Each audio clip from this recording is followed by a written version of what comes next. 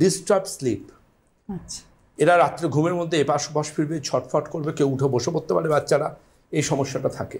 এবং সেকেন্ডারি যে প্রবলেমটা থাকে, কিন্তু বাবা মা কিছু হলেই ডাক্তারের কাছে ছুটছেন, কিন্তু অ্যালার্জির যেটা অন্যতম কারণ সেটা হচ্ছে সোর্সটাকে কাটা।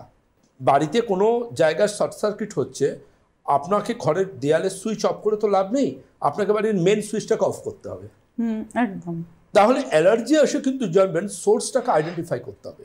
কেউ বলেন চিংড়ি মাছ, কেউ বলে বেগুন, কেউ বলেন এটা, কেউ বলেন সেটা। কালকে একজন বলেন বেগুন আর নারকল। বেগুন আগে হতো না, এখন হচ্ছে। তো আলটিমেটলি জানবেন আপনার অ্যালার্জি আজকে যাতে নেই, নতুন করে সেটা আবার অ্যালার্জি চলে আসতে পারে। তাহলে এর জন্য আপনাকে কী করতে হবে? এর জন্য আপনাকে যেটা করতে হবে, আপনাকে চিনতে হবে কিসে কিসে আপনার অ্যালার্জি আছে। তার জন্য আপনার সামনে রাস্তা একটাই খোলা থাকবে, সেটা হচ্ছে রক্ত পরীক্ষা। রক্ত পরীক্ষার মাধ্যমে আপনি একটা ডায়েট চার্ট পাবেন কোন কোন ফুডে আপনার অ্যালার্জি আছে।